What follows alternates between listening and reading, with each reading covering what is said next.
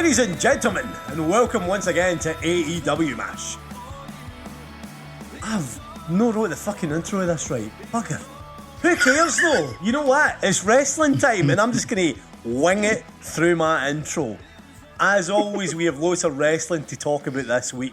We have new tag team champions this week. Christ, it's every week. It's like WCW back in the day. They're just changing belts, throwing them all about the place. Vince Russo, eat your heart out. But we'll get into that in a wee second because let me tell you about this wee podcast here, ladies and gentlemen. AEW Mash is one of the many podcast parts which, when formed together, make the mega powers that is the Midweek Mashed Tattie Sportscast. You can find us across all social media and on all streaming platforms. Want to support the guys? You could.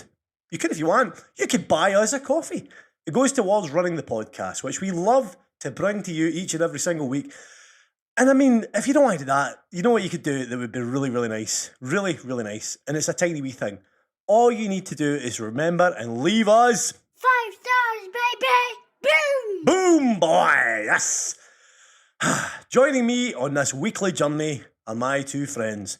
The workhorse, Macho Mick, who is a very warm person in this very warm day, and the real Caymanian, we've found him, Hulk Harvey, brother! Yeah! What a weekend, lads. Yeah, brother. Oh, yes.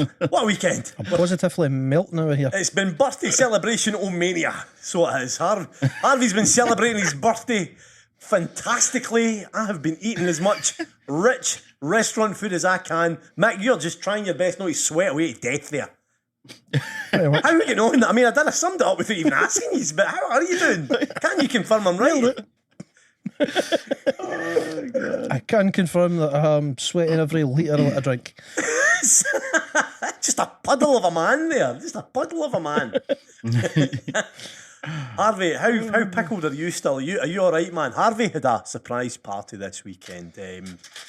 He put in quite a bit of a session. No wonder we call him Hulk Harvey, because he can go all night, brother. I get Oh, good man. Just a wee bit tired and a wee bit dehydrated. Living proof that wisdom doesn't come with age. Nah, death does it hell, man. Does it hell.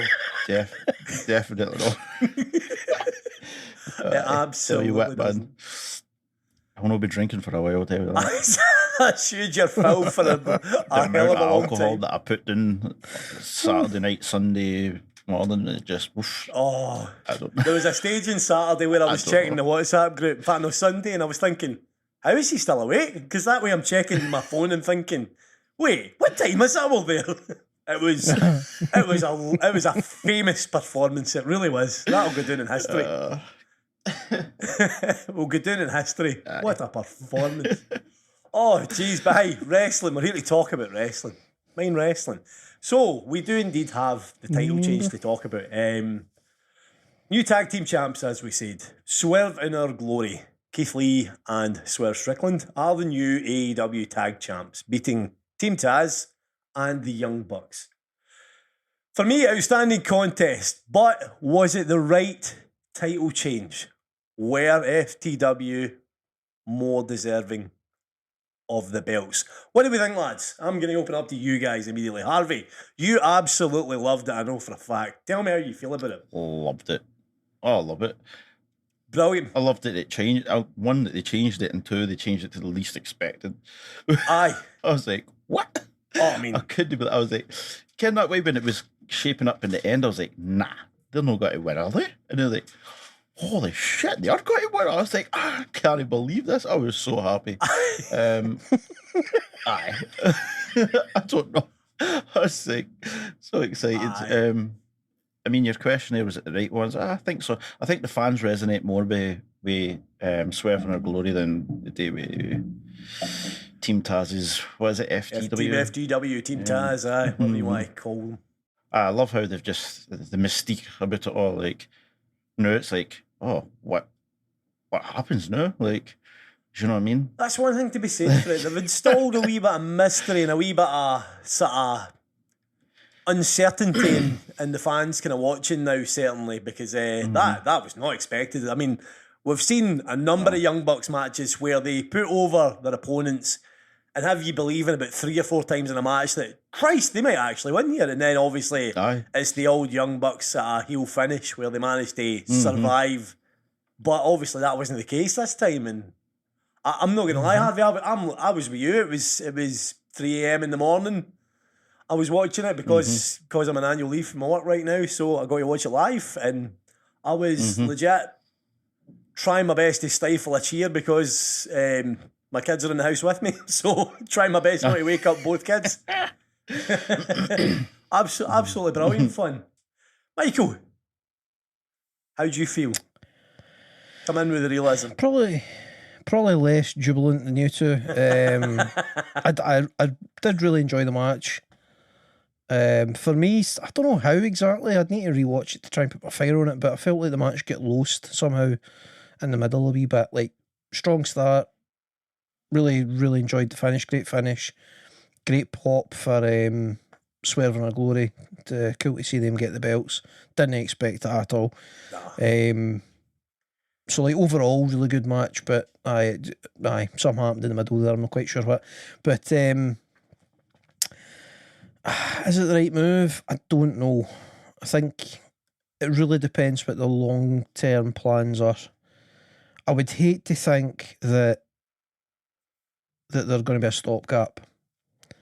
It would make a lot of sense to have FTR versus the Young Bucks 3 at All Out in September. That would make sense, or would have made sense. But now with them dropping the belts, that's not a lot of time to build towards another title change before the pay-per-view. Doesn't mean it can't happen. Like, they could drop the titles within a week or two. But aye, like, AEW have been really good with the world titles and the tag belts in terms of no overdoing title changes and trying their best to tell the stories that they want to tell, you know, kind of going longer term booking. But aye, this felt WWE-esque to me, in the sense of, for, you know, whether it's for the cheap pop, whether it's because some things haven't went to plan, like obviously the injuries with the Undisputed Elite and other stuff going on. Maybe they couldn't tell the story that they had originally planned, so this is like plan B, just to keep things interesting. They'll do a wee title change. But the biggest reason that I'm not that into it is because I really, really wanted to have FTR in the box for all the belts. Is it more than that for you? I feel like there's a wee bit of now that. Now that's in jeopardy. I don't want all the belts on the line when it's FTR versus Swerve and Our Glory, because Swerve and Our Glory, as much as I love them as a team, the way they've been booked and having Swerve kind of toe that line, like, is he turning heel, is he no? It's kind of interesting for them, but no if they're champions, you know what I mean? Like, let's have, like, whether they're face or heel, let's have, like, consistent, solid champs so that we know where we are with them for a few weeks, or like a good 6 weeks, 9 weeks, you know what I mean? Build something with it. There's just too many question marks for me, and I don't like it. You're just no sure. I mean, this is the downside, isn't it, though, Harvey, isn't it? Like, the uncertainty, as it were. Uncertainty. I love it because we don't know what's going on. Michael likes to have things planned. You see, that's Michael likes to see what's going on. Aye, Michael, you would just need a wee bit of mystique.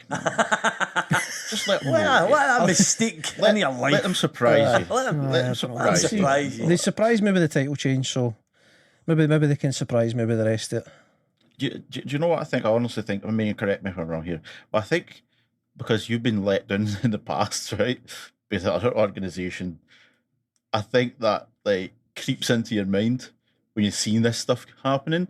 So you're like, oh, they're going to fuck it up, kind of thing. Like, Aye, do you know what I mean?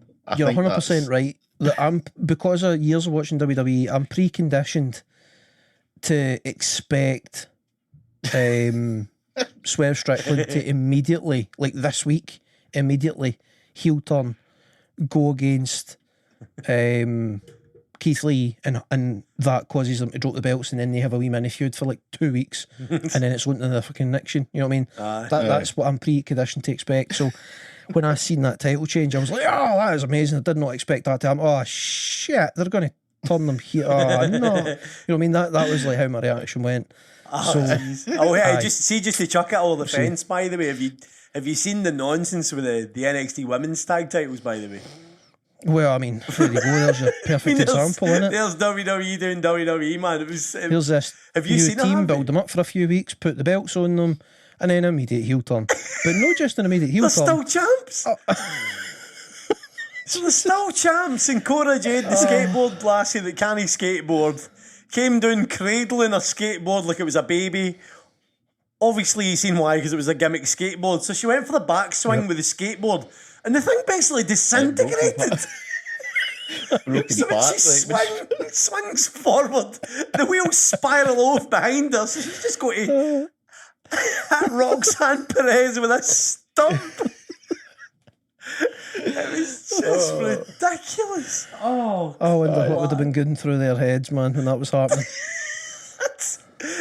I mean, just like oh no. Imagine who's honing her that skateboard. Like, right, now be careful because it is very flimsy. Don't swing too hard. Honestly, man. I mean, who cut that? Because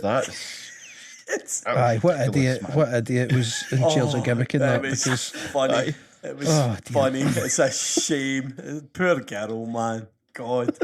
I mean, she is getting laughed at, and what can she honestly do, that girl? Like, she's been told the booking decision, that's not her fault. She's been given this nonsense of a pretend skateboard. That's not her fault either.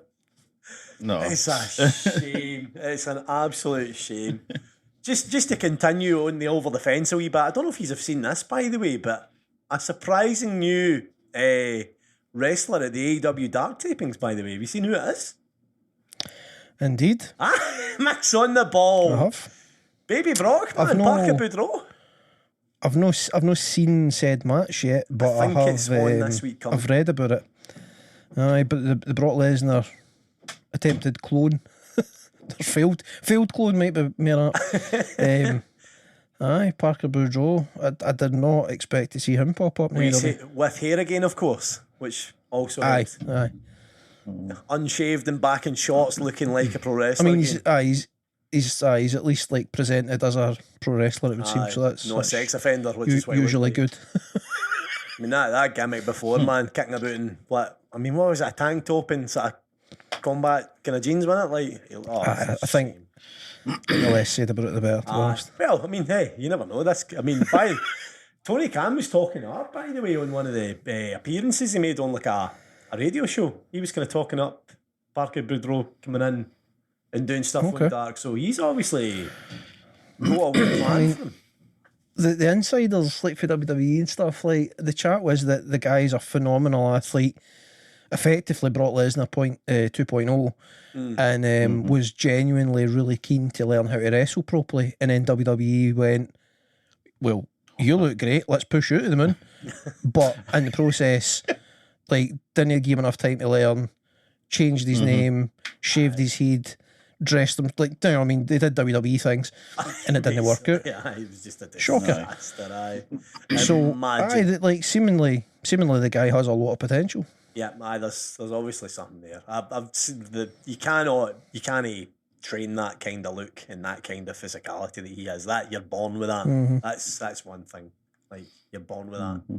So watch this. I mean, no doubt we'll talk about it in the weeks to come, because I take it he'll be making multiple appearances on Dark now, by the sounds of it.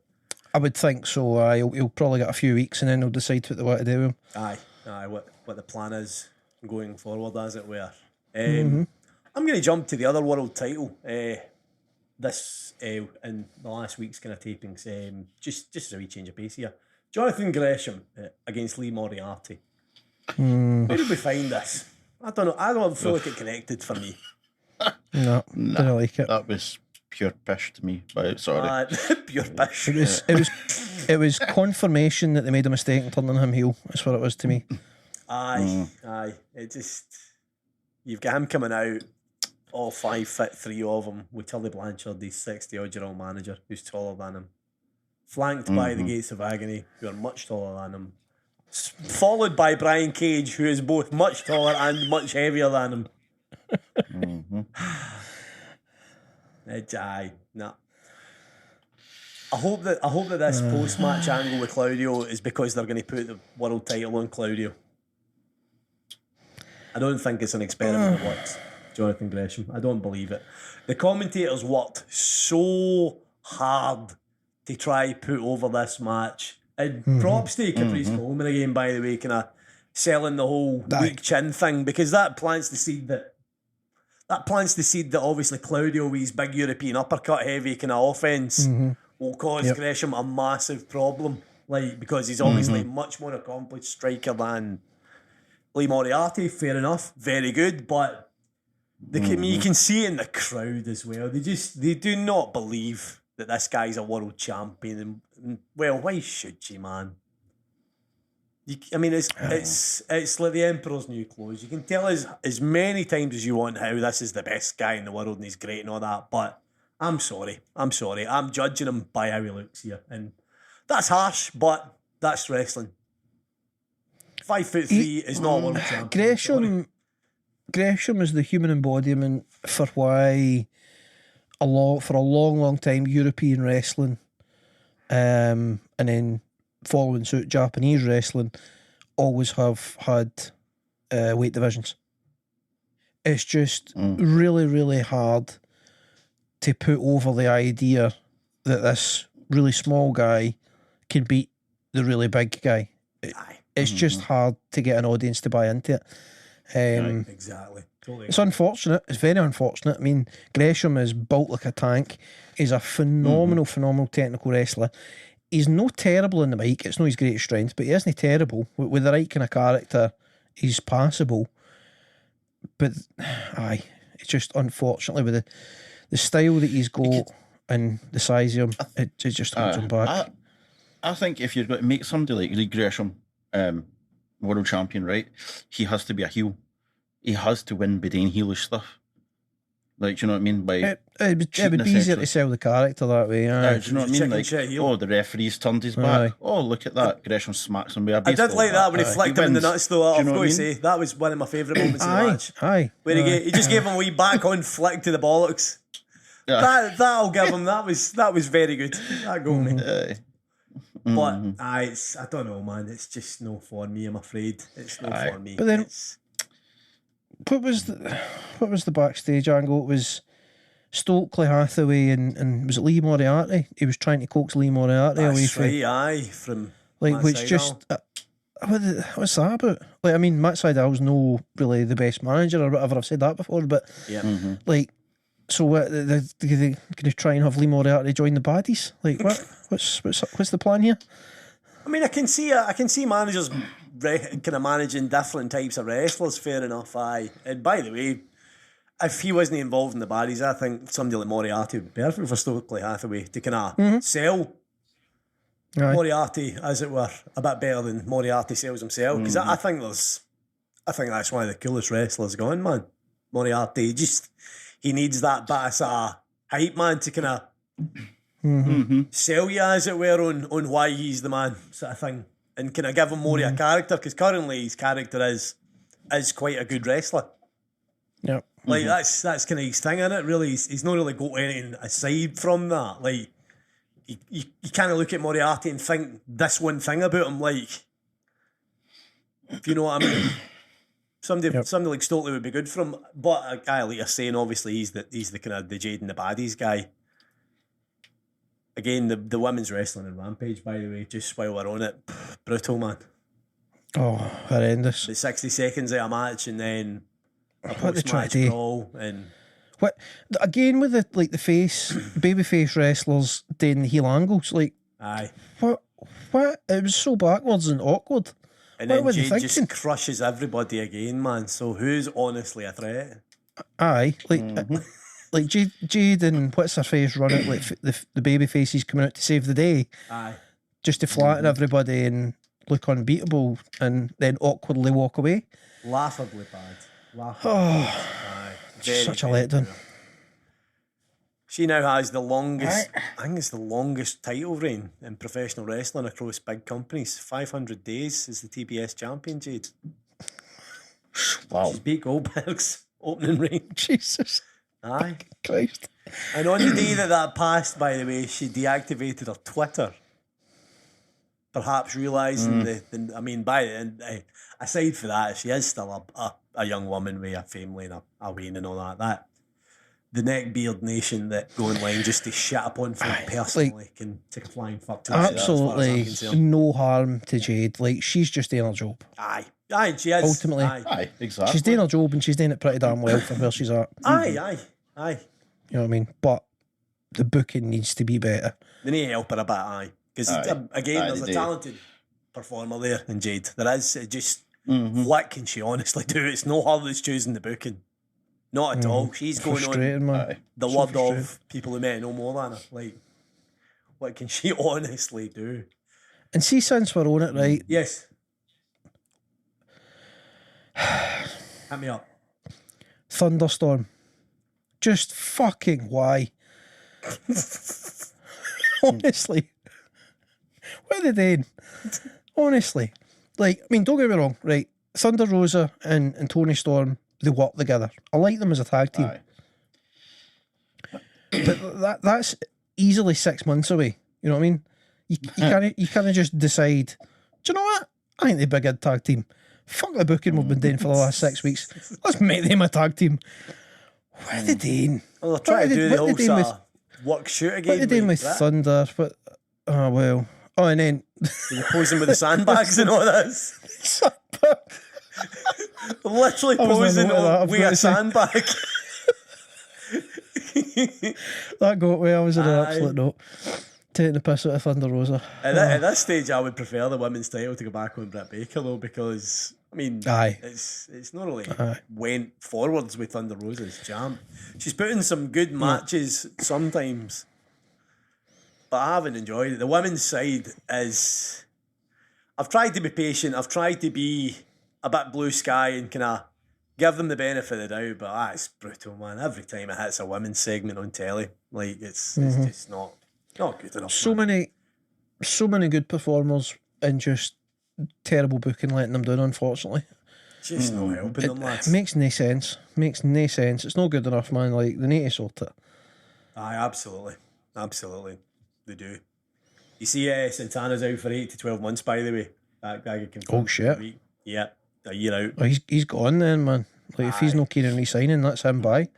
We're not seeing him back in AEW for potentially AEW could release time. him at the end of his contract. Aye. He's still injured for months. I don't know if that's how AEW will work, though. I think if you're injured, you're protected. Your contract length's protected. I would think if he wants it to be extended, the option will definitely be there. I don't know if they'll go with the automatic thing, the way WWE do it, like they lock their folk in. You know what I mean? So like if you're out injured, your contract is getting extended. You are theirs. I don't know if AEW will be quite as strict, but it's a weird situation, man. It's a shame, man. It's a shame. It's a bad injury, obviously. If it's 8 to 12 months like that knee must be wrecked, son. They said what it is, just that it's knee. Just 8 to 12 months in his knee. I mean, gone by that time frame, that's ACL tears, like fucking bad ACL ligament, tears. That's a very bad one. Hey, well, I'll tell you something. There's 3 things certain in life for me, by the way. Death, taxes, and Darby Allin's ability to jump off of anything out of nowhere, by the way, and make himself a human cannonball. That was the one thing in Rampage that I loved. It was really good, man. I have to What say. the hell, man? Like the way they've carried forward with Brody King's kind of booking and making him such a badass. The House of Black, just in general, looking like a fucking badass team. Even actually, what's the lassie's name again? Julia Hart. Like, she's been wrestling on Dark and looking pretty decent. Don't love her ring gear, right? Because they've just made her look like a fucking kind of vampire cheerleader. Like, they should have moved away from the cheerleader gear. But outside of that, like, I like her new style, the way she's approaching matches and stuff. So that, like, 2 thumbs up for everything they've been doing, man. Absolutely. And then I love how they've continued. Like I mentioned last week about the Brody King attacking Darby at the signing. Oh, they brought that up on AEW. Aye. So they've worked that into it. Aye. And then you've got Darby just diving off the entrance thing. He come off there like a cannonball, man. And then the bit with Sting and Malachi having the face off was really cool as well. I liked that. I loved the way they did that. I loved the way they just mirrored one another back and forward. Like, it's... See, that's one thing I'll always stand AEW for, is the way they've protected the mystique of Sting since he's come in, man. Like, guys like 60 odd, but he's still seen as the legend of the bit. Like, he's their Undertaker effectively. Aye. Basically, the way he was with WCW. Like, he's the Undertaker role. For a number of years, TNA as well. Aye, when TNA did do things, they protected it a lot. There was times when it went a wee bit awry, but for the most part, there he's just had this. He's the icons thing, you know what I mean? They've just kept it going. It's great to see, because such a rare thing that somebody can cross through different promotions and maintain that same mystique and be that same character. Yeah, never ever loses that. And I mean, again, all out, it'll be a 3-way match, I bet you, with Darby and Sting versus the House of Black, probably Miro team with Darby and Sting by the looks of it. Looking at the way it's booking, like they're suggesting Miro might join the House of Black, but nah, don't think so. I don't know about that. What is it he said? What is it he said on the mic again? Miro? Aye. He was like, did you send the House of Black to destroy me or to recruit me? That's right, aye. He said something like that, didn't he? Aye, to join them or to aye, it was along the kind of lines though, aye. It was weird, man. Aye. I would hope that's Miro against the House of Black with Darby and Sting. Personally, I would rather see this be kind of fairly short term. And probably have like Matt Hardy give him something today. Like he's kind of been worked into the story already. Possibly, fling him as the third man. Do the match probably at Ring of Honor pay-per-view. I don't think they'll do it there though, mate. That seems like a full card now, the Ring of Honor. Oh well, maybe wishful thinking, but like that's it's one of these things where I feel like there's been enough there, and I don't want them to drag it out. Just give us the match, let it be great, and then move on and do whatever you're doing with Miro. Give me nice things.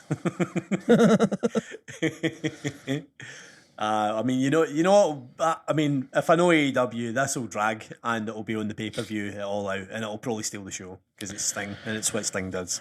Aye, entirely possible. He'll do a bang average looking crossbody, but because it's Sting, everybody will go crazy. Because fair enough, he's fucking 63 or 64 or whatever. Aye, 60. Like, he never goes nuts with his big crazy spots, but everybody is still like, Aye. He has that kind of appeal. They're safe enough for insurance purposes, but they're visually appealing. Aye, that's exactly what it is, man. Like, his crossbodies are always like that. Like, he just kind of soars majestically and slowly. There's none of this mad mental spot fest energy about when he takes to the skies. Oh, Christ. Well, hey, what about Luchasaurus? Managing to do what nobody can usually do. He made the fucking table sell. That table sold. Oh, that's right. Aye. Took him 2 attempts, but he got there. You know, I actually I like it though, because a lot of wrestlers wouldn't have. I would have went back, yeah. He kind of just looks and he's like, fuck it. Guess what? You're getting through it. Goes him through it. Which I like to see, man. Kudos to the fucking. I'm terrible with names. The varsity this ones, heat's killing my brain. The varsity ones. Varsity ones. Kudos to them, because they very much played their part in that. Oh, it looked like it sucked, didn't it, man? That looked tough. It was. By the way, that's a being the elite angle as well. That the doesn't he look like Jungle Boy? The amount of skits with the Dark Order where they try to bring Jungle Boy into the Dark Order and it's Griff Garrison. Brody Lee's gone, you fucking idiot, that's Griff Garrison. Everybody's wrong. Who the fuck is Griff Garrison? It's absolutely. I liked that. Of course, it's Christian, so Christian would have thought of that. That's. He's genius as a heel. He really likes is. being meta. It's working, isn't it, man? It's definitely working. I've seen a lot of people are getting a bit edgy, man. Like they're no sure on Twitter. Like try to like say like, oh, if this was WWE, like he would be calling him out for the stuff he's been saying. Or it's like, shut up, man. Just let him go and wait. It's Christian. It's tribalism in wrestling, man. And honestly, wrestling Twitter and wrestling Facebook, wrestling Instagram, it is the dregs of society. It really is, man. It's nobody's happy about anything. Everybody's opening words in their sentences, what about? Because it's just sheer what aboutery and negging on anything, man. It's everybody just needs to have a fucking chill out and enjoy what they're watching, man. At the end of the day. Just enjoy it, man. Just enjoy it. I don't know. Did the two of yous watch Dark this week? Or well, last week for us. I didn't know. Tell me all about it though, because you are the resident AEW Dark guy. On Dark they featured 2 matches for Across the Water. I tell a lie. They showed. You've watched it? I have. It's been a long week. But lead us into it, mate, because I'm looking forward to talking to this. So Thunder Rosa was fighting over on Joshi Pro in a non-title bout, and then on Rev Pro, I think it was, in UK. The Bastard Pac was making the first defence of his All Atlantic. What is it? All Atlantic title. Aye. Both matches, no bad, I've got to say, but very different approaches to the booking. So Thunder Rosa getting beat. So we're now going to have what's the lassie's name again? Miyu Yamashita, her name is Yamashita. Aye, she's great. So Yamashita's she's really good, man. I like her style. Very. She's not quite a shooter or anything, but like it's quite a strong style she's got. I like it. Definitely a strong style. A lot of charisma in her as well. Mad for the charisma. Aye. Physical charisma. Some of the Japanese lasses when they come over, they've got quite a kind of soft approach. But the only way I can think to put it. Aye, if you consider the likes of Maki Ito, she's a bit too soft with striking that bit. Yamashita definitely no. Yep. So that'll be cool. So she's going to get a title shot now. Don't know when, but she's going to be coming over at some point in the near future to get a title shot because of that one. I thought it was an interesting way to go with the book. I've got to assume it's sort of relationship building with the different companies. I think that must be where they're coming from. They're trying to kind of open up doors effectively, as it were, forbidden doors. So am I right in saying that it's DDT that oversee Joshi? Tokyo Joshi Pro? I mean, I couldn't tell you for sure, mate. It may well be actually Tokyo Joshi Pro. I feel like it is. I think you could be onto something there. Answers on a postcard defending those, ladies and gentlemen. So obviously, because they've got Tanahashi. No, that's wrong. Takeshita. Yep, Bloody Japanese man. Oh, the names are. All these bloody good wrestlers with names that start with T. Oh. I know. So obviously he's somehow kind of involved with DDT. I don't know what his contract status is, but there seems to be that there's a bit of a working relationship there. And obviously the New Japan ties. But the Pac match. So Harvey, I'm guessing you haven't seen either of these, Bear. No, I did. Oh, you did watch it? So I'll tell you, we didn't think we did, but we did. So the thing is, I didn't watch the full episode. I just watched them 2 matches. With you. Okay, cool. Right. So, I mean, somebody else talk then. What do we think of the Pac match? Since we've actually seen them. Since we've actually seen them. So I was surprised at the length of the match, but then of course this was the main event, I think, of the Rev Pro night, but I believe it was. But not show to him, again. What a guy, man. I love him. I really do. I like Showtime, you know. Aye. Hard hitting, high paced, Pac looking phenomenal. I love that Pac had the time to put down a proper match here as well. And Aye. it's one of these things where a travelling champ where they put over the talent they're working with so well. Yep. And defeating that was a perfect example here, man. Absolutely brilliant. But big fan of Showtime. You know, remember in Forbidden Door, he was great in the Jericho multi-tag match. Phenomenal. So I could be wrong, but if memory serves, I might be confusing him with somebody, but if memory serves me right, he's a DDT guy, and there was something came out that he is now going on excursion to the US for a kind of undetermined amount of time. So he's going to be, I think, touring indies and very possibly, very likely featuring in AEW a bit. Potentially. So Shota Umino, just to kind of keep you right, Shota Umino is a New Japan talent. Obviously, that's Red Shoes' son. Right. So he's a So it he's is. a New Japan That's young right. lion originally. Who is it then? Oh, I'm confusing them with somebody else. Somebody else is going over to America. I can't remember who it is. Confuse the two of them. But Shota was on an excursion, as it were, in Rev Pro for a long. He's been working in Rev Pro a lot, so he has who work with New Japan. Aye, that's right. Obviously, Ospreay's their champion, and has been their Rev Pro champ for a long time.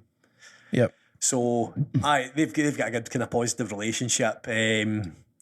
He probably will be in the US, I would imagine, in the near future to work with Strong and go about, because of course you've got New Japan Strong, which is the American-based New Japan promotion. So I wouldn't be surprised if you see him in AEW in the near future for the odd wee match or whatever, because they're trying to obviously build him up to be kind of one of the big stars of the future for New Japan. They see a lot in this boy, basically.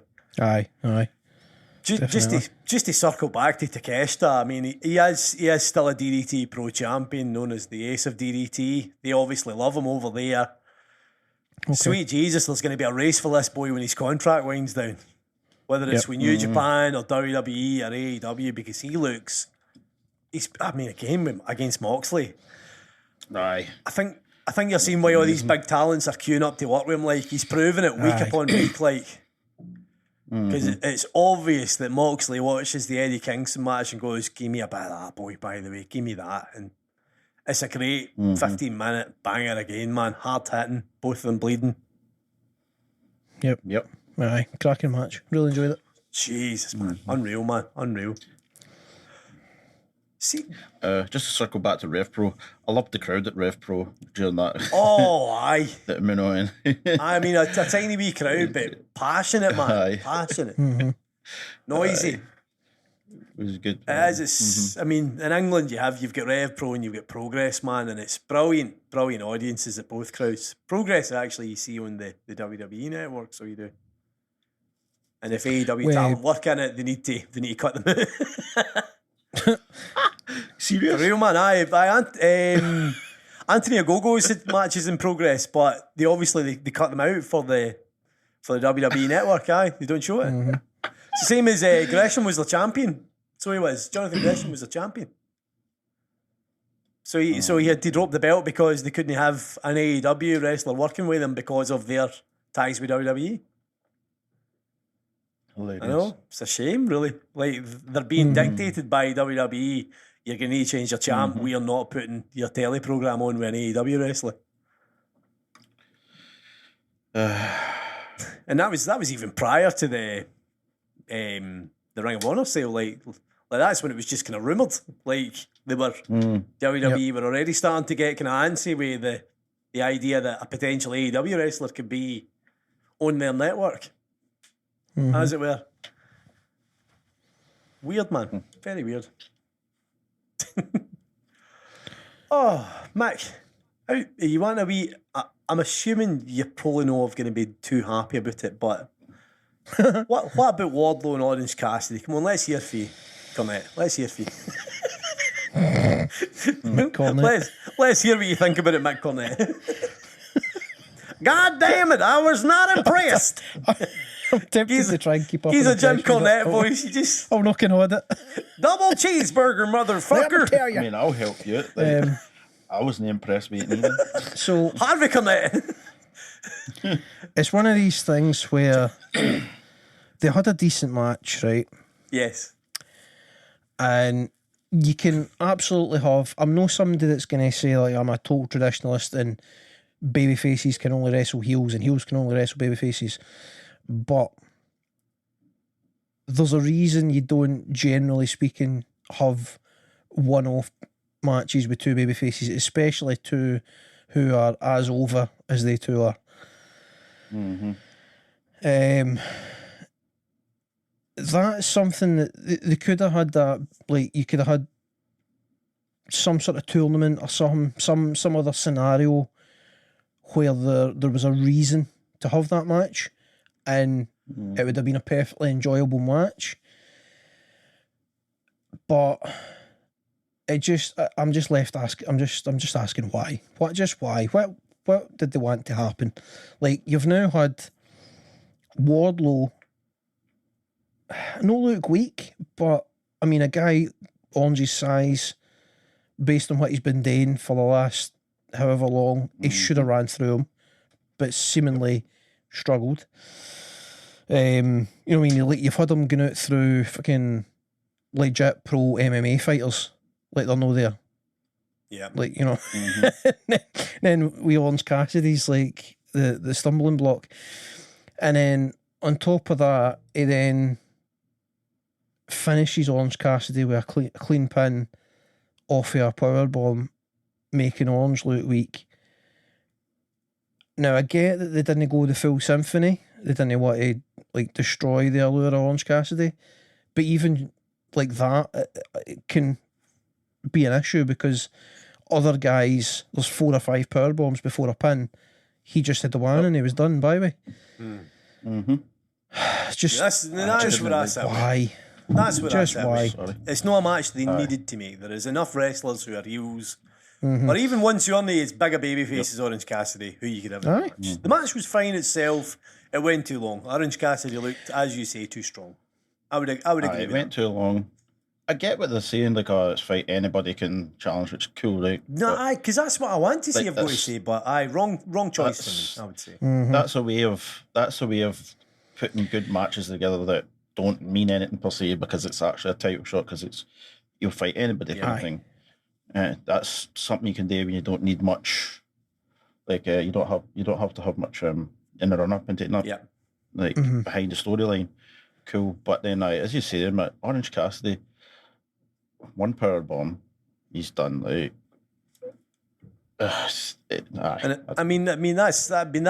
it went. No, Oh, no, I'm going to say the one powerbomb thing is because you don't want Orange Cassidy buried. But Aye. if you don't want him buried, then why make the match? Aye. I know. Well, Like, you It's know, like, it makes sense, but it doesn't make sense. Aye. You don't But, want him and taking then, the as you symphony say- because you don't want him to look like a bloody like a walkover. You know what I mean? You can't job him out or anything. But then at the same time, you're having Wardlow seemingly. I mean, doesn't he need it? But he's giving out 4 or 5 power bombs to get past other folk. Yet one power bomb does the job there. Like, Aye. see, Exactly. it's a rock and a hard place situation that you've willfully put yourself in. And Yeah. see if they'd had Wardlow defend the title in open challenge for even just 1 or 2 weeks, and then it's the second or the third time that he does it. He comes out to the ring, he stands there looking like a fucking god, and then Orange Cassidy's music hits. Even if that is the exact match that they were going to have, it would be epic. The pop that Orange would get for coming out, it would look like a hero for trying to conquer the mountain that is Wardlow. But yet instead, he fucking looks like a twat that they don't care about after all that strong booking that he's had. But then during the match and all, there was some weird things that like they tried to pass a bloody chainsaw in. That's just, Of course, that's it's just the like idea that the best friends are comedy, trying man. to cheat because they're And not used to but cheating, so they're like- shite at it. Aye. It's stupid, but I did laugh.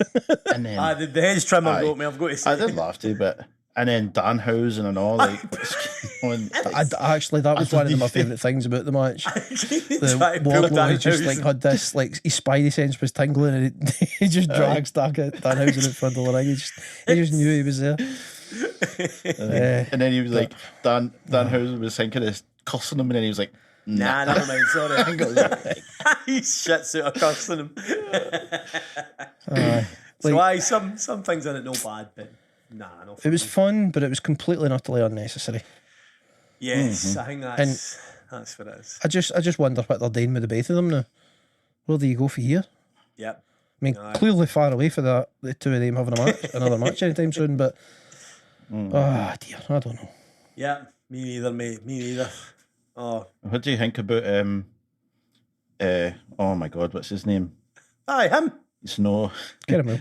He's not going to, no, the wizard. He's going to be the Painmaker. Good point. This is a good place to end it. Who loves the Painmaker more than Chris Jericho? He loves his Painmaker gimmick, doesn't he? It's one of the weirder gimmicks in wrestling, man. Like only Chris Jericho could really pull that off. You know what I mean? And the thing is, like, obviously, right. So I didn't watch. As we've spoken about before, I didn't watch AEW when it first launched, right? Aye. So my only experience of the Painmaker is watching New Japan stuff. Yeah. Mm-hmm. Because obviously that's where he sort of really went gung-ho with. That's where he started the Painmaker thing. So when done right, from what I've seen, like it's actually pretty interesting. It's I mean, as I say, it's something that only really Chris Jericho could get away with, but it's an interesting gimmick. I can see why he's went to that for this type of match, but it kind of shits in the face a wee bit, in my opinion, for what he's been doing as the sports entertainers guy. Aye, it's kind of taking him into a totally different sort of scene. It's I don't know. Again, it's Kingston. It'll be good. I've got faith. That'll be a good match. But absolutely, nobody loves the Painmaker gimmick more than Chris Jericho. It's like he shouts the Painmaker and then moves the microphone away from his face and goes, "Yay! No way! I mean, because like, popped himself, didn't he, man? the Painmaker's unbeaten in AEW. That's what he was saying, wasn't he? So I think what's your crazy guy that he had a fight? Nick Gage. Aye, Nick Gage, of course. Aye. Nick Gage guy. It's the Painmaker. That's right, aye. Oh man, I love Chris Jericho. I've got to say, man. He gets a lot of love from you as well. It'll be interesting. That is obviously going to happen this week when we drop. We'll obviously come back to that next week to see whether the Painmaker, the most beloved wrestler in Chris Jericho's life, comes through against Eddie Kingston. Oh, lads, we've pretty much shot the loads here with everything we need to talk about this week on AEW Mash. It's been good fun as always, boys. It really has. The fact that we've managed to pull this out with no enough sleep, far too much restaurant food and far too much alcohol is a testament to our commitment to this podcasting world. And let me tell you something, brothers and sisters, or however you identify yourself as, we have an MMA Mash that dropped yesterday, I am assuming, if kind of the schedule all goes well and all that. We've also got an aftermatch dropping tomorrow, and that is going to be episode 150. We made it to 150, guys. How are we doing with that? Imagine that. Hells yeah. Hells yeah. What I thought. I'll tell you what, though. Who's going to stay about with us? Who's going to listen when we get to 300? Are we going to do another 150? I suppose you're just going to have to tune in, listen, and share it with some friends. We are out of here. I am away for some more lovely food and some more drinks. And I'll see you again next week. I've been Paul. That has been Harvey. That has been Mick. Wrestled it, lads. Bye, driver. Ta-ta, driver. Sure, bye. Yeah. See you later, guys.